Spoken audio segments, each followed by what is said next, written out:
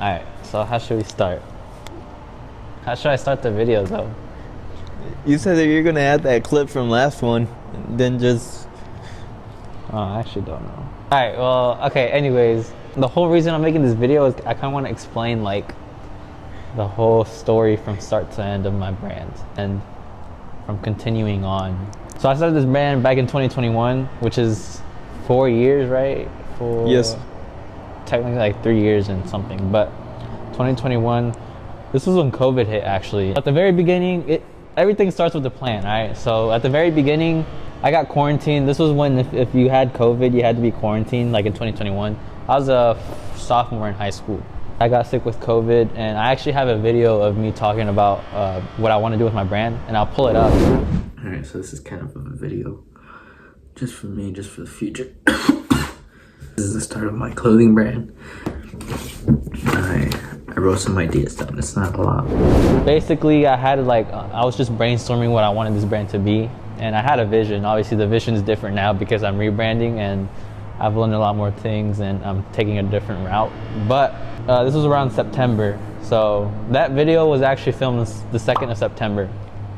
Yeah, so that was the planning stage. I thought of different names. I thought of like COG, which was caught off guard, which was a corny ass name. I guess I kind of liked it because it sounded like off-white, because it had the word off. I don't know. The next one was Vogue, which I actually ended up registering my LLC as Vogue, which was actually a mistake to begin with because I didn't want to register my LLC at this time. If you start a brand, don't register your LLC right away because you're gonna have to pay tax or whatever, depending on where you are. You remember the Vogue stage, right? Yes. Like the very first, and I had some shirts with it too. I made some simple designs. I didn't know what I was doing, but I got some made. And I was actually gonna order like 100 pieces of each design. Thank God I didn't, because that would have been like, almost 2,000. And at that time, I actually didn't have that money. I was broke. I was just a sophomore. By the way, I only have my phone because I can't remember all of this chronologically. I'll probably miss some steps if I do.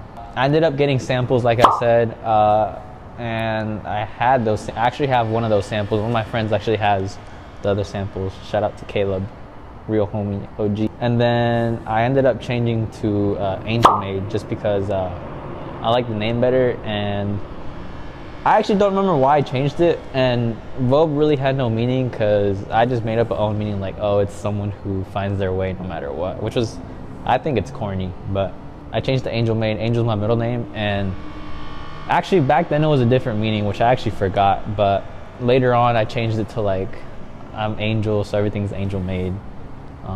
And that's one of the things I want to change with this rebrand, is have a story to tell. I didn't actually have a story to tell back then. I actually ended up getting another sample made, and the samples from Vogue were actually made overseas. They were, I actually don't remember how much they costed, but this next sample for ANGELMADE, it was actually locally made. So I went into this print shop. The guy's name was Tim, and I actually talked to him today about some samples. I haven't seen him in a while, and he actually moved locations, so I actually don't know where he does his screen printing now. I actually never even made a sample for this. I just did a full-on bulk order. I trusted him to do the right work. And the shirts were some Champion blanks, and they were kind of expensive. They were like, I think they're like $17 for each one. So I actually kind of, you know, the profit margins weren't great because, you know, when you first start, you can't charge a lot and no one knows who you are. Which was obviously, I learned that now, unless you actually have something to sell and people will actually willing to buy. But anyways, the first launch of this shirt was December 18th, 2021. That was like, it was 1,190 days probably by now since I dropped. Now moving on to 2022. So this is the part where like I knew this is what I wanted to do because I didn't get a sale for like 3 months at all. And I think part of that had to do with the design and the storytelling, because obviously I had no story to tell. It said ANGELMADE, and it had like an eagle on the back and like ANGELMADE established, made in USA. I don't know, something like that. I wasn't even doing marketing. I knew nothing about marketing. I still kind of struggle with marketing. I didn't get a sale for like 3-4 months, and at least online, I had some people buy. Like my dad bought it, like family, friends bought it. Like it took away my motivation because I had like high hopes and dreams, and I still do obviously, and to not see a sale for like 3 or 4 months, it kind of like backfires on you. What motivated you to keep going after you saw that you were making those sales? Ah, shit. Well, because you see, Like, I knew what I wanted to do. My vision back then was like, this is a terrible idea. My vision now is a lot more clear. And if it wasn't for those stages early on in this journey, and I feel like I probably wouldn't even be here from all the fails and all the L's that I took. And that also includes obviously like not making a sale for like 4 months. You know, you learn as you go, I guess. And I ended up making another collection. It was called the Cupid collection. I actually started with one shirt. It was this black shirt and it said Angel Made with Old London font on the back, and it said Angel Made in front as well. And people ended up liking it. I just posted actually I think I got it made before the other ones. A lot of people liked it, and I said, you know what, let me make a collection out of Cupid. I made 2 different designs. One just said Angel Made Cupid collection, and the other one had like a Cupid with the world on it. I'll put it up in the video. But I designed those, and I got them made the same way as my first shirt. I got them locally printed, and the blanks were actually LA Apparel, so I signed up for their wholesale with my LLC, and I got approved, and I guess I still have that account. I think I got those shirts for like $7 each. No, it was like $9, I think. $9, around something like that. Plus the printing was like printing on both sides would be like $8-9 for that shop, so it was about almost $20 a shirt, which at that time the margins aren't, you know, too great. But yeah, so the shirts were like around $20. When I started designing this Cupid collection, I got my first sale. It was from this guy who had a brand. I don't remember his name, but his brand name was Liquid Lagoon, and I met him through TikTok. I actually met a lot of people through TikTok. I'll talk about that later, because I made a whole group chat and like a whole movement kind of, which I'm actually proud of. I remember this was like it was just like I was already in bed, and then I got the Shopify notification that goes like cha-ching or whatever. I forgot what. I haven't heard that in a while actually, because I haven't dropped, but I heard it, and it motivated me more, even though, you know, I was still doing it no matter what. It motivated me a lot, and I even got out of bed. I was like, shit, bro, like, and I saw his name, and I knew his name was from Liquid Lagoon, and I think I texted the guy, and then he ended up posting me on his, I don't remember if it was his brand page or his personal, but yeah, I got really excited. And after that, I didn't get another sale, which sucked. But after that, it was the Cupid collection. This was around March of 2021 when I first dropped it, and I didn't sell out, and I didn't get crazy orders. I only got like maybe like 20 of each shirt, maybe something like that. And I had a pop-up in April. There was a sneaker event local to me, maybe like an hour and a half away, that I can't remember if I got invited to or if I just found it, and I got a vendor's table. It was like $100 something bucks. It went all right, and I think that day I made a couple hundred. It was like almost 500, but now that I remember, I think it was because I had some shoes that I was selling, and I got, you know, some recognition. I met some people. I met this guy who made perfumes and colognes, this other guy who had a clothing brand. The whole purpose of the event was shoes, but the thing about this was that I knew I wanted my brand to be streetwear, and so I wanted to position myself where the people who like streetwear go into. And I'll talk about this later with stores. Bro. Anyways, I had the pop-up. This summer was when I designed these mesh shorts that popped off. Not this summer, but it was actually the next summer. In terms of community, I guess you can say, I had like a bigger community than I did before, and I was kind of learning that along the way. Before summer, I designed these mesh shorts, got the samples made, and after that was, this is where I got a brilliant idea that actually made me a lot of money. Not a lot, not like crazy amount, but it made me break 5 figures with my brand. And this is when the hypebeast era died down a little, but it was still kind of big. So I wanted to compete with like Supreme and Off-White. So basically what my idea was to, like, if you have my shirt right here and you have a Supreme shirt right here and you put them side by side, if they're both being sold, I feel like that like adds value to the brand, because if a store is willing to sell it beside a big brand, then like it means that it's selling. You know what I'm saying? You know what I'm trying to say? Yes. Is that a good analogy? Yeah, like that's contenders. Exactly what I thought. And it was smart of me. So there was this vintage store like an hour and a half away from me. Actually, I met this dude, now that I remember, I met this dude at that sneaker event. He was actually next to me. He was on the booth next to me, and we ended up talking a bit. And then we exchanged Instagrams, and I kept in touch with him, and then I sent him 2 free pieces. I don't remember how many pieces it was for him to sell. And the whole point of that was for him to see if it sells or not. And if it does sell, he can order a bulk order from me for my brand. And he never ended up placing an order. But after this, there was a store called Coastal Kicks, which was about a 40-minute drive from me. And it was a sneaker store that sold Jordans, streetwear, Off-White, Supreme, all that stuff. I DM'd them on Instagram, and I said something like, "Dear Coastal Kicks, I'm a fan of your business, and I'm glad," something like that. I don't even remember. And I basically said, I'll give you, I think I said I'll give you 2 free shirts, 2 or 3, in exchange to see if maybe if they sell, they can order a bulk order. I stuttered to it. So basically, that if those pieces sell, they can place a bulk order, and then with that bulk order, they can make more money. I think they sold quick, and not even a week later, I think they ended up placing a bulk order. And at this time, if you guys remember me saying that the profit margins on the shirts weren't good, the shirts were almost like 19-20 bucks to make, and which was kind of hefty, taking into consideration how much customization it had. Like I didn't put no neck labels, I didn't make no hang tags, no plastic bags to go in. It was just screen print, which was kind of expensive, but the blanks were pretty good. Everyone told me they were comfortable. They were oversized from LA Apparel. Their first bulk order, I ended up putting my own money so they can place their bulk order, because I told them, like, the more bulk you order, the more shirts you get printed, the lower the price will be. So I told them, like, the more you order of one design, it'll be less. And so I couldn't give them an exact price. I told them like 18, 19, something like that. And I ended up putting, in the final bulk order, I ended up putting about like $100 and something of my own money. Because I didn't want to ask them for, like, hey, like, there's some money remaining if you guys can pay it. I felt like that was gonna like lead them away from doing it. So I had to put money in my brand, which I didn't mind doing. And then, yeah, I actually think at this time I let them have some exclusive colors, or maybe that was the second bulk order. And then after this was when I got my first mesh short sample.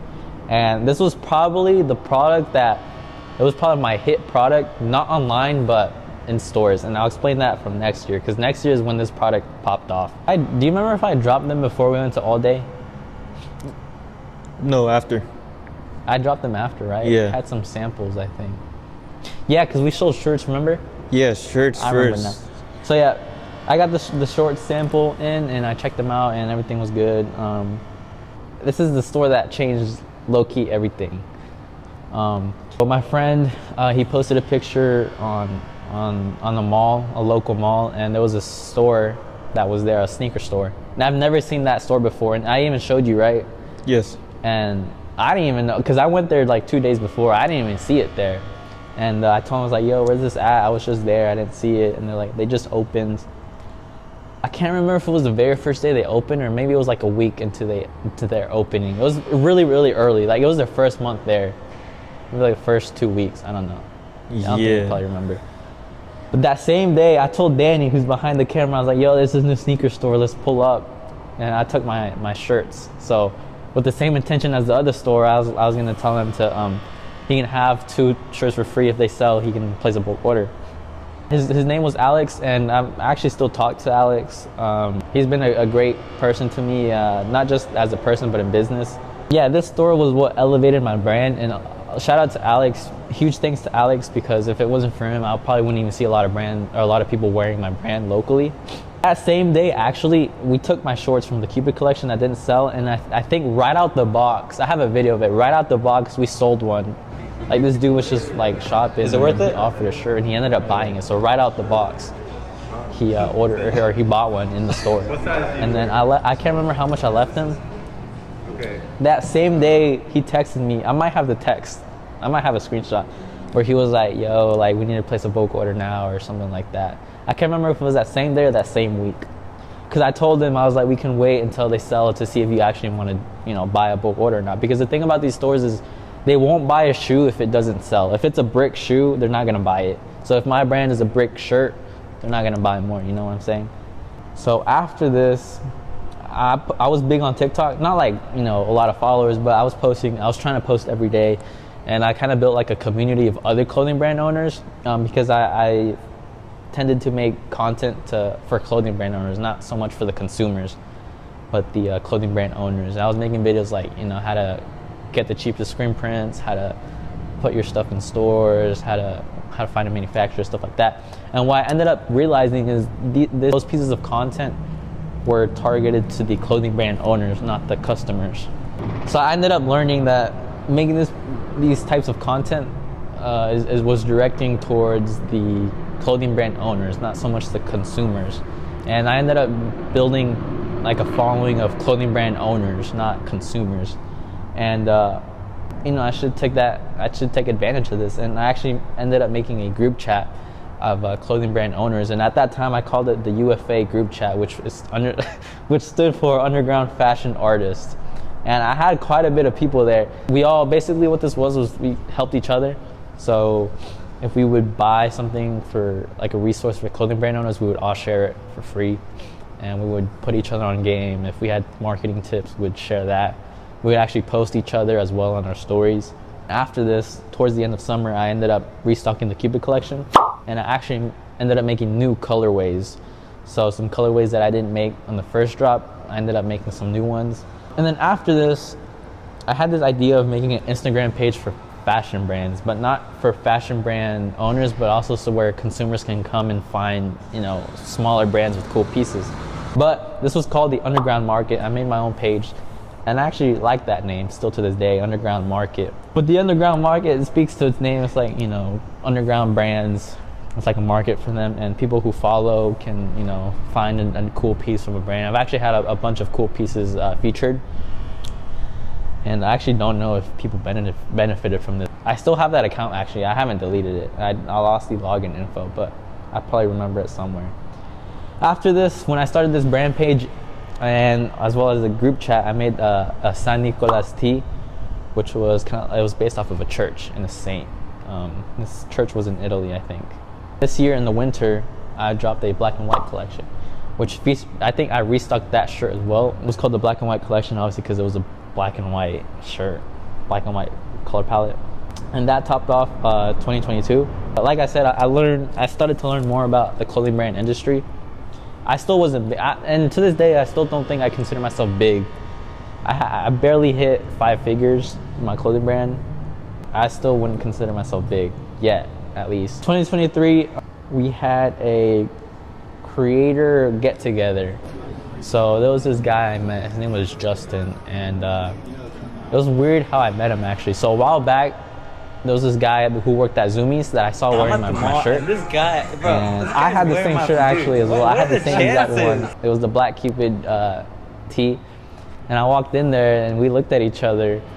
I was like, actually, I saw him before he saw me, I think. I was like, yo, no way. This is the first time I've ever seen someone wear my brand. I was like, yo, that shit's cool, bro. Like, I didn't say that to him, obviously. I went up to him and I talked to him. He's like, yo, where'd you get that shirt? He's like, I got it from Coastal Kicks, which was the store that I first sold it to, or gave a bulk order. I was like, yeah, bro, that's crazy. That's my brand. And he's like, no way, really? I don't remember the exact conversation, but, you know, I was just talking to him. I took a video with him as well. Yeah, I remember seeing that on your story. Yeah, I met this dude, Justin. So the guy's name that I saw wearing my brand, his name was Hunter. So Hunter had a friend who was a model for Justin, if that makes sense. That model's name was Jalen, and I still kind of keep in touch with Jalen because he was a model for me, and I respect him a lot. It's kind of like a weird way I met Justin. And I think Jalen DM'd me for free shirts to promote. And I was sketchy at first because, you know, I was like, I don't know this guy, you know.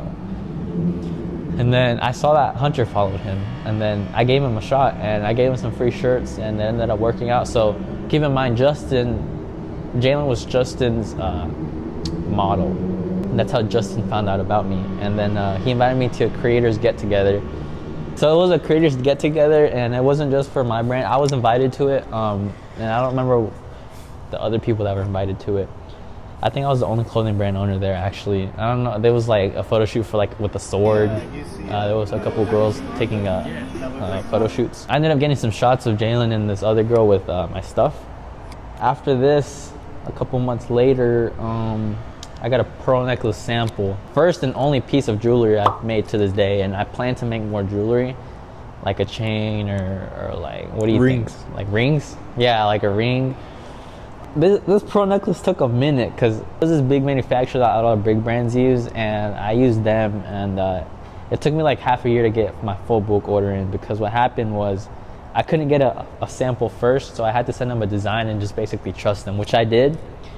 And I got like a partial of the order, a little bit more than half, and I ended up wearing it when I first got it, but I didn't sell it yet. And they were actually all numbered 1 out of 50. So the first one that was sold was gonna be 1 out of 50. Second one was gonna be 2 out of 50. And I actually got mine with my name on it instead of a number. And then I think my friend Mario got one with his name as well. I think, I don't remember.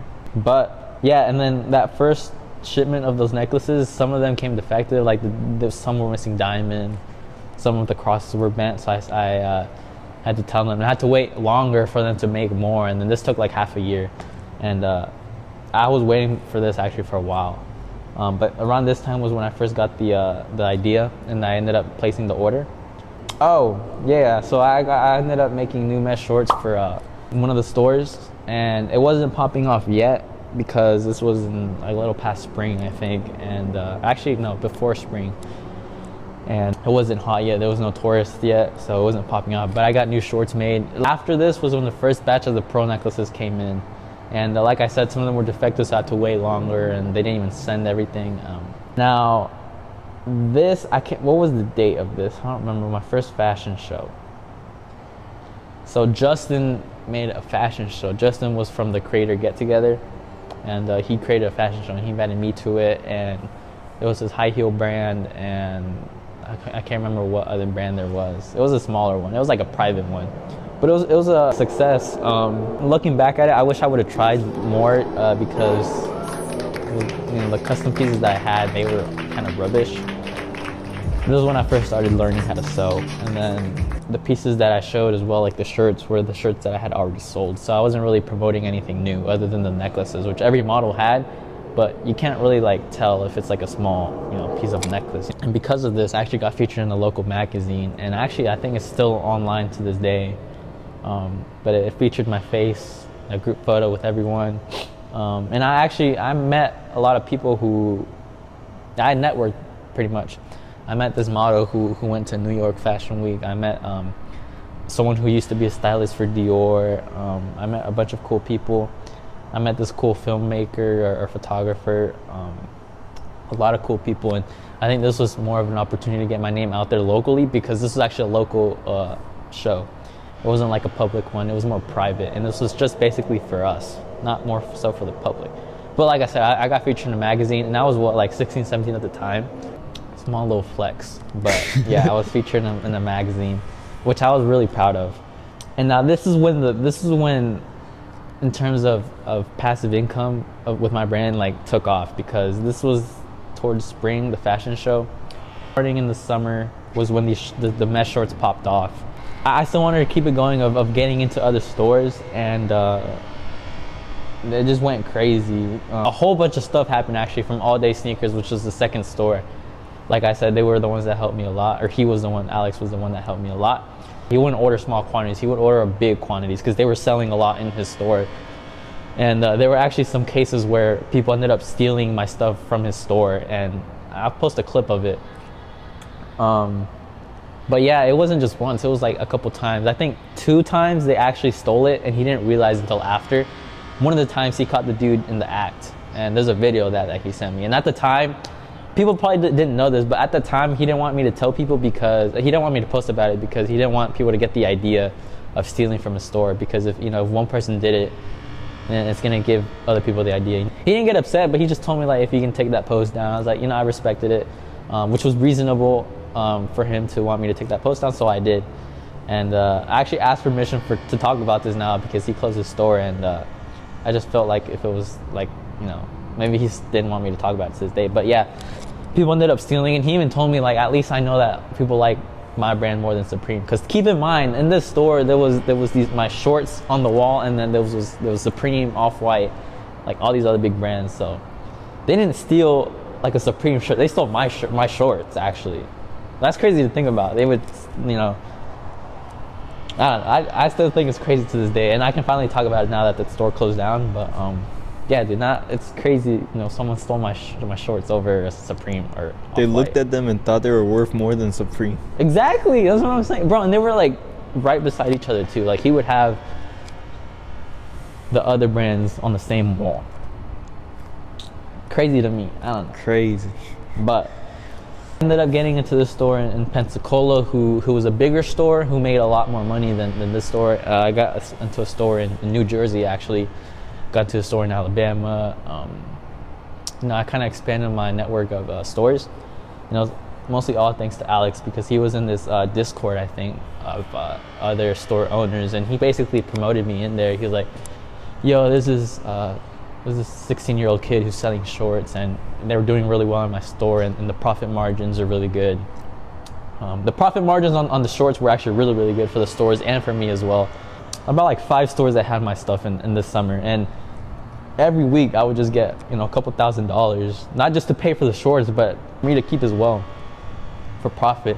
This was my biggest mistake yet, because this was where I felt like the engagement on my Instagram went down a lot, because at this time I was like, oh yeah, I'm making it, like these stores, they're giving me passive income, and I made a little bit more than I would have with a 9-to-5.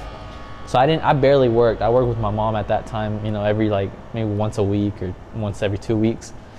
But I would just sit home chilling, and it was my biggest mistake, because I felt like, oh, I made it. My brand is speaking for itself, because it's selling in these other stores. I just have to sit here. They would send me the money, I would order it, and I would just sit back, keep them updated. That was it, dude. I mean, it took not even like 15 minutes to order the shorts, and then they would always send me the money up front. And because of this, I've seen a lot of people wear my brand locally, and a lot of my friends would send me pictures of them wearing my shorts. I mean, it's in schools now. A lot of people wear it in these local schools. I've personally seen a couple people wear it in person, but it's mostly my friends showing me that other people wear it, like out in the mall. Actually, this mall too. So it went crazy. I was making good money, and like I said, it was my biggest mistake, because I didn't even like opening my Instagram page, because I just didn't want to see the amount of people asking me when's the next drop, because in my mind I was like, oh, like I don't need to do anything, which is a big mistake. Like I said, it took a lot of the engagement down from my Instagram. I ended up losing followers. I learned from this, actually. I wish if it was me going back in time, I wish I would have kept growing the brand and expand my category of stuff to sell to stores. And then that it kind of wore off. That phase of like, oh, I made it, wore off, just because they didn't sell as much as they did in the summer. So when summer ended, the sales were starting to be slow, and the full shipment of the pearl necklaces came in finally after like half a year, and I started promoting these, and then I sold them online. I sold a good amount on the first day. I didn't sell out completely, but I sold, you know, a good amount. And yeah, pearl necklaces. Double Take Vintage. So the vintage store that I met at the sneaker store the very first time that I went, he invited me to a pop-up, and so basically what he said was I would go into a store, and then people could screen print on vintage clothes, which to me was a very good idea. I like that idea a lot, and I was like, yeah, let's go, let's promote it locally. And he ended up promoting it as well. He put a sign on his door, and then he would tell a lot of people about it. We were promoting it for like a month, maybe a little more. But the sad thing is, when I went, the whole day that I was there, only one person walked into the store, and they didn't even end up buying anything. So it was a loss for both of us. I wouldn't really take it to heart, because it was a fun time making some pieces. I ended up screen printing on some pieces that he kept and that I kept, that ended up selling on my website, I think, and that he ended up selling on his store. We didn't just go there to waste time, and that's a harsh reality of a business too. You can't just go into every opportunity you expect is going to go well, because you're going to learn and you're going to fail. If you can't fail, you know, the more you fail, the bigger the reward in the end. So I didn't take this to heart. It didn't dismotivate me or anything. I was actually proud of myself. And it was just fun, you know. Even though we didn't sell anything, you know, I talked to the guy, we had conversations, we talked about music, we talked about fashion, we talked about his store, we talked about my brand, and I showed him how to screen print. And I was actually still kind of learning how to screen print. And we did a bunch of crazy pieces, you know, on vintage, on some jeans. We did some test prints on some ripped jeans, a whole bunch of stuff, and it was fun. You know, I wouldn't take that as an L, even though it was kind of a fail, but it was still fun. You win some, you lose some. Exactly. This was actually my senior year in high school when, this was towards the end of 2024. Oh, I know. 2023. My senior year of high school, and my vision for this was like, oh, I'm gonna graduate with something to work on. You know, I already have worked on for the past 2 years. And that's basically what I was thinking to myself. Like, once I graduate, I'm gonna have like something to keep working on that's already big enough, you know, because I was like, you know, if I put in the work for my last year in high school, it's gonna pop off, and I'm gonna, you know, I won't have to, you know, maybe work a job, but not as much as I have to, because I'm making money with this brand. And obviously that didn't happen because I work in construction now. The harsh reality, obviously, but it was actually my senior year of high school, and I was always big into soccer, and before I even did this brand thing, I was a big soccer person, and my dream before was to be a soccer player. So I talked with my dad, and he said it's my last year playing high school soccer, so I should enjoy it. And I took his advice, and I kind of focused a lot more into that. I kind of let my brand to a side, but I didn't put it fully to a side, because actually I got another fashion show invite. This was from a company or brand or whatever you would call it, called Coastal Collabs, and I met this lady named Cloud, who was the director of this, from Justin, which was from the first fashion show. Actually, I'd asked him because he talked about making another fashion show, and when I asked him, he's like, I'm not making it anymore. There's this person who's doing it. I'll put you in contact with her. This fashion show was actually bigger and it was public, but it didn't do too much for my brand as it did for the first one, and I'll explain that in a bit. But I got a fashion show, and taking my dad's advice to have fun in the soccer season. You know, it was my last year, so I wanted to have fun, obviously, and enjoy the memories, and you know, enjoy my last year playing soccer in high school. So like I said, I put it to the side, but I didn't really fully put it to the side because of that fashion show. If it wasn't for that fashion show, I probably would have put it all to the side and waited until I finished that. But because of that fashion show, I tried working on it every now and then. This fashion show was set into next year in 2024. A little bit after that, maybe like around August, I made a new drop called the Mother of Jesus thermal long sleeve, and this was a white version actually.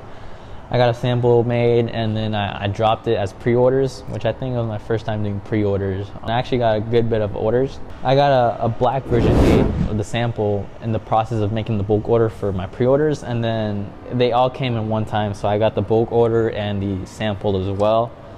And I really like the black one, and I ended up dropping it later next year in 2024. This was actually the biggest like orders I've had at a time, and I have a picture of it too with all the orders on the floor. Obviously it's not as much as, you know, a whole room filled up that I want to one day.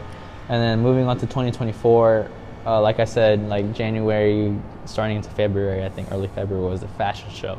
Now this fashion show, like I said, it didn't do too much for my brand as it did the first one, but it was still pretty fun because it was more, I'd say, a little bit more organized. You know, there was a bunch of other designers. There was another clothing brand, a jewelry designer, a dress designer, and there was another like actual designer who handcrafts her pieces. So it was fun, and I met a bunch of cool people. I met this producer who makes beats for this famous rapper. I forgot who the rapper was. And I met a bunch of cool people there. And this was actually like, I felt like, it just felt nice, like, you know, people taking pictures of me giving a speech at my end of my show, you know, people clapping for me. It was just like a moment of like achievement for me, because looking back at everything, I was like, I'm getting somewhere. And even as low as I'm going, I'm getting somewhere. And even my dad told me that, you know, I'm doing something good if I'm getting invited to the show. I didn't get featured in a magazine, The show did get featured in the magazine, and I think only my name was in the magazine, but there was no picture of me, sadly. But I'm not complaining though. The show was fun, meeting new people, meeting the director and a whole bunch of models. I ended up making good friends. That day I actually had a photo shoot with my shirts with my friend Mario Lara, who, shout out to him because he's done a lot of my photo shoots actually. I think all of them, but yeah, he's been a good friend of mine. I've known him for a long time, and he was also into he still is into fashion, so it was kind of like a connection there. He knows a lot about fashion, so it was a really good connection. Like, he has a creative mind as well for photography, and that's why I trust him to make photos for me. I got some cool pictures, like, you know, on the runway. I got a cool video of everyone taking pictures of me, my speech as well. And yeah, it was a proud moment too. I mean, I loved everyone that I met there. I wouldn't complain. There's not a single complaint that I have. It was a successful show, and I had a lot of content. I had some runway shots for the black thermal. I ended up getting some more samples, and I actually ordered these samples before the fashion show in hopes that they're gonna get here for the fashion show. So when they didn't get here, when it was 3 days before I realized they weren't gonna get here in time, I actually remember this. The day before the fashion show, I worked my ass off, and I just did almost probably the whole collection in one night. I rushed everything, dude. I started, and there was actually a car meet that day, and I didn't end up going as much as I wanted to. I went from like 6 to like 3 in the morning finishing every piece, because like I said, I was enjoying the soccer season. I was kind of like working on it like every week, maybe like a little bit, but I didn't, you know, fully put my work into it. And yeah, I finished more than like 70% of the collection that night before, and I barely got any sleep. I had to wake up early, and then I graduated from high school in 2024, and I graduated with the thought that I was gonna have something to work on, and in reality, like, you know, I didn't work as hard as I should have, and I shouldn't expect more because I didn't put that much work into it. And I don't blame anyone but myself, just because you're in control of your own life and your own decisions. So my decision was obviously to not work on it as much as I should have. So no excuses. My brain should right now, you know, thinking about it, 1,000 days should be plenty of time to like grow a good brand, especially now and the way that the industry is evolving. I actually was offered a job out of high school, and I was, at that time, well, I mean, still to this day, it was good pay. I don't know anyone else who was getting paid this much for the amount of work I was doing. So obviously I took it. I was making a good amount, and the problem with me is once I get too comfortable, I just stop doing whatever, because I was seeing these paychecks, and I was just getting comfortable. I was like, oh, I put my brand to a side completely, and I actually forgot about it for some time. My boss actually motivated me to keep working on my brand, and he hit me with so many reality checks. He was like, you're not building a brand. Like, what is this logo? Like, what does it even mean?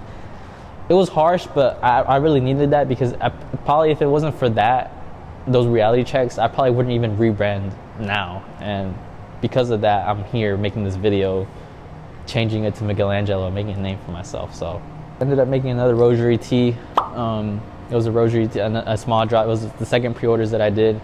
It flopped.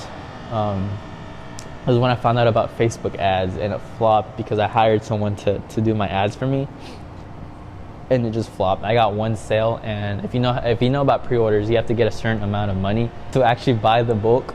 I just sold one, and obviously that's not enough. I had to sell I think $500 worth of shirts, so it was at least half of my MOQ, which was 50. Ended up having to refund that guy because obviously and I was actually thinking about giving him my sample, but I just couldn't do it because I wanted to wear it, and you know, it was a sample, so it was kind of special to me to keep him in like an archive, just hang up, you know. That drop flopped, and it was obviously another learning curve. From that time of that drop to the end of 2024, which was December in the winter time, I honestly just slacked off, and you know, I didn't really have time because I would go out with friends, I would go fishing, and I would do a bunch of other things other than my brand. So I do take fault in that, because looking back, like I said, you know, at times I think I should be further with this brand, but compared to the work that I've done, you know, I'm right where I need to be, because I should obviously put more work into this, which is why I'm doing this now. towards the end of December was when I was like, okay, you know what, I'm gonna rebrand. And actually, the rebrand technically kind of started at the Rosary tee. I rebranded it to Miguel-Angelo already. I changed my Instagram, changed my website, and I dropped that tee as Miguel-Angelo. But obviously it flopped, so I'm just gonna everyone pretend like it never happened. I never dropped that tee, and I actually plan to. I hope to drop that tee again in another collection. I think it's a fire piece, and the only thing I would change about it is the fit, because it's a little too cropped now. Maybe because it shrinked. But you know what I'm talking about, right? It's a little too. I mean, it doesn't look girly, but you know. The design is there, just not the... And I also really like the long sleeves. I'm gonna repeat that again, but the crop, I'm gonna lower it a little more. Maybe not even crop it at all. But yeah, I hope to drop that later. Actually, no. End of December, I'm gonna get a new logo. This logo I'm gonna put everywhere. And the beginning of January was when I got the logo, and it was actually 2 versions. So the first version I got made from this dude on Instagram, and it was a custom logo. But it just didn't stick with me, and I feel like it's not something I would want everywhere to know me by. And I ended up making a different logo with the elements in that, and the final product looked like Hellstar, right? Yeah. And as much as I love the logo, I feel like I couldn't continue with it because I don't want to be like a rip-off of another brand. You know what I'm saying? Yeah, they would just call you... Yeah. Someone on my TikTok called me Hell Shark, and I didn't take offense to it, but he was low-key right. I just didn't want to be considered as a ripoff. So I'm actually, right now, I'm getting a new logo, and I hope to show that off within the next week. Yeah, now we're here, and I have a lot of plans now, and it's like I'm restarting all over again. I mean, I'm rebranding from ANGELMADE to Miguel-Angelo, and while we're here, I'm gonna kind of explain the meaning of what I'm trying to do. So my name is Miguel-Angelo, and I thought of naming my brand to my name just because I see like Louis Vuitton or Rick Owens, they're all named after their creators. So I thought, why can't I do the same? But except I want to tell a story. So Miguel-Angelo Safe from Hell is basically like, hell is a place where you burn for eternity. I want everyone to interpret that in their own way. It can mean literal, so if you're religious and you accept God, you can be safe from hell. If you go through struggles and you overcome those struggles are hell, but you're safe from it now that you overcome them. So it's a meaning that can go very deep, but also very simplified, which is why I like it. Yeah, so safe from hell is the meaning that I want to create with this brand. I use this analogy a lot, so think of my brand as a book. So if there was a book, the author would be Miguel-Angelo, and the title of the book would be Safe from Hell, and the pages you read is the story that I'm telling with this brand. I think that's a really good analogy to why I put my name in it as my brand name, because a lot of people will be like, oh, I'm not gonna buy your shirt, it has your name on it. I think this is what's gonna set me apart from my previous brand, ANGELMADE, because I didn't really have a story to tell. And now I actually do, and I'm excited for 2025. Like I said, the whole purpose of the video is just to kind of document the brand, and I want to do videos of me packaging orders, or a day in the life of drop day, or how a clothing brand owner does drops, stuff like that. But I wouldn't really call it vlogs, more so documentation, because I feel like vlogging is like a weird word. I don't want people to think I'm a vlogger. I'm a brand creator. I'm an artist, I guess you could say. The purpose of this video is to keep everything documented, so that in 5 years time, people can look back and be like, oh yeah, this is the start of this brand. This is how they started. The journey. Pictures. What? The journey. Exactly, the journey. And we're gonna keep working on this brand. Right now, I'm waiting for my logo, and once I get my logo, I'm gonna start designing. I already have a design in mind and the story to tell with it. So basically what I wanna do now is tell the story of my brand first, and then later on I'll have handmade pieces by me, so where my name is already like it has some sort of demand for a piece with my name on it, so that eventually I won't really have to tell the story, so that when someone sees Miguel-Angelo, they'll know what the story means. And obviously, since I'm starting fresh again, no one knows what it means, and I need to build a strong community for that, and obviously I can't do that without people. So I'm gonna continue to create a community, a brand, and you know, I might lose money in the process. You know, right now I'm thinking about making a drop, but making the shirts free. Losing money, if it's for the better of the brand, I actually don't really care. But yeah, I want to do a bunch of things, collabs, fashion shows. But yeah, I'm gonna document the whole journey, and I hope everyone who's watching this stays for the whole journey. Well, anyways, we're gonna wrap things up. But yeah, if you're watching up to this point, I appreciate you for staying this long and listening to my story. Thanks for watching. If you, like I said, thanks for watching. If you made it this far, I appreciate you. And I'm gonna be posting a lot of content, not just so the brand, but also behind the scenes, which I know a lot of people like to see. So subscribe if you want to follow the journey. My Instagram, I'll put my Instagram, my TikTok as well. If you want to follow the journey, follow my social media, follow the YouTube. Thank you guys for watching, and I hope, you know, everyone has something to relate to with this brand. And yeah, thank you for making it to this far if you're still on this video.